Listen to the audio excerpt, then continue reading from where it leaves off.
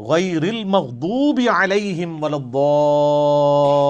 الضالین آمین. بچانا ان کے راستے سے کہ جن پر تیرا غضب ہوا اور جو گمراہ ہے. اور اس کے بعد بخاری مسلم میں الفاظ ہے کہ نبی علیہ السلام سورہ فاتحہ جب بھی پڑھتے تھے تو آمین کہتے تھے. آمین آہستہ آواز میں, اونچی آواز میں, یہ بھی اختلاف ہے. بہرحال امام ترمذی نے پوری بحث کی ہے جس میں انہوں نے یہی راجح قول اختیار کیا ہے کہ جو جہری نمازیں ہیں ان میں آمین اونچی کہی جائے گی اور جو زور اثر کی نمازیں ہیں اس میں آمین آہستہ کہی جائے گی. بہرحال آمین کہنا سنت ہے. یہ آمین قرآن کا حصہ نہیں ہے, اسی لیے سورہ فاتحہ جب قرآن میں لکھی ہوتی ہے کبھی غور سے آپ نے دیکھا نہیں وہاں آمین نہیں لکھی ہوتی, کیونکہ وہ نماز یعنی نماز میں سنت ہے, قرآن کا حصہ نہیں ہے. اور بخاری مسلم کے الفاظ ہیں کہ اس وقت فرشتے بھی آمین کہتے ہیں, اور جب امام آمین کہتا ہے تو جس کی آمین فرشتوں کے ساتھ مل جائے اللہ تعالیٰ اس کی مغفرت فرما دیتا ہے. اسی لیے اس چیز کا اہتمام کیا جاتا ہے کہ آپ ولضالین سے پہلے پہلے شامل ہو جائیں.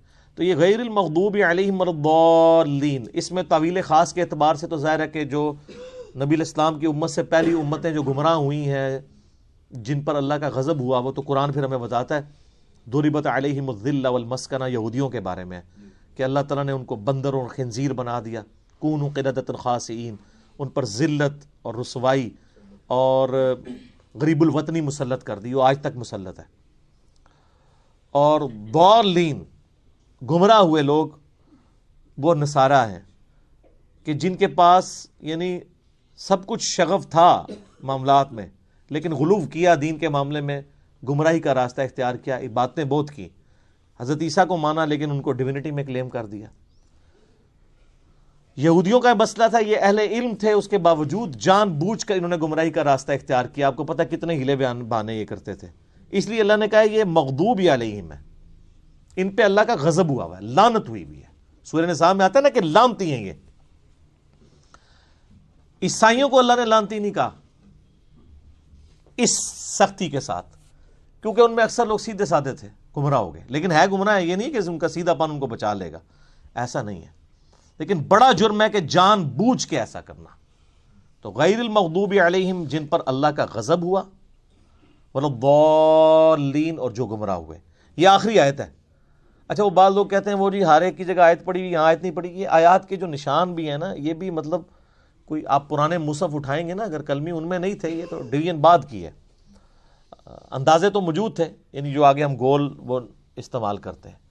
تو عموماً جو قرآن چھپتے ہیں نا ان میں وہ والی غیر المغضوب علیہم ولا الضالین سے پہلے جو ہم پڑھتے ہیں نا صراط الذین انعمت علیہم, اس کے اوپر نہیں ہوا ہوتا, یعنی وہ گول نشان نہیں ہوتا. تو اس سے لوگ سمجھتے ہیں کہ شاید یہ پوری ایک آیت ہے تو پھر بسم اللہ کو شامل کریں گے تو 7 آیتیں پوری ہوں گی. نہیں, یہ 2 آیات ہیں. اور میں نے ٹیکنیکلی جو دلائل رکھے ہیں اس سے یہ چیز ثابت ہوتی ہے کہ سورہ فاتحہ کا حصہ بسم اللہ شریف نہیں ہے. اب یہ سورہ فاتحہ جو ہے اگر آپ اس کو اوور ویو کریں نا, تو قرآن پاک میں جتنی بھی چیزیں بیان ہونی ہیں آئندہ آنے والے قرآن میں, سب کی جڑ اس کے اندر موجود ہے.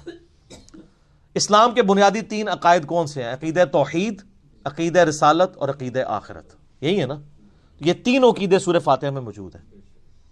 عقیدہ توحید الحمدللہ رب العالمین الرحمن الرحیم مالک یوم الدین ایاک نعبد و ایاک نستعین. عقیدہ آخرت مالک یوم الدین, بدلے کے دن کا مالک. اور اہدنا الصراط المستقیم صراط الذین انعمت علیہم عقیدہ رسالت, کیونکہ رسولوں کو اللہ تعالی راستہ اختیار کرتا ہے نا, وہی دیتا ہے نا آگے, امتوں کو رسولوں کے ذریعے دیا جاتا ہے. تو پورے قرآن کا جو یعنی آپ سمجھیں عقائد کی بنیاد اس صورت میں ہے کہ تمہیں مرنے کے بعد اپنے رب کے حضور پیش ہونا ہے, وہ قیامت کے دن کا مالک ہے. قیامت میں اللہ کے پاس پہنچنے سے پہلے پہلے رسولوں کا راستہ اختیار کر لو, توحید کا راستہ اختیار کر لو, اور اللہ سے یہ بھی دعا بھی مانگتے رہو کہ اللہ تعالیٰ گمراہی کے راستے سے اور جو لوگ جن پہ اللہ کا غضب ہوا ان لوگوں کے راستے سے بچاتا رہے. یہ سارا کچھ اگر آپ جمع کریں تو قرآن پاک میں کوئی ایک ٹاپک بھی ایسا نہیں ہوگا. جب رسولوں کا راستہ آ گیا تو رسولوں کی ساری شریعت سمجھ لیں, اس کی جڑ اس میں پڑ گئی. نکاح طلاق کے مسائل بھی اس میں کور, حج کا طریقہ بھی کور, کیونکہ صراط الذین انعمت علیہم ہے اور اہدنا الصراط المستقیم ہے. تو اس لیے اسے ام الکتاب الفاتحہ, قرآن کھولنے والی, قرآن کی ماں کہا جاتا ہے کہ سارے عقائد و نظریات کی جڑ اس صورت کے اندر موجود ہے۔ انشاءاللہ تعالیٰ اگلی دفعہ ہم سورۃ البقرہ کا آغاز کریں گے۔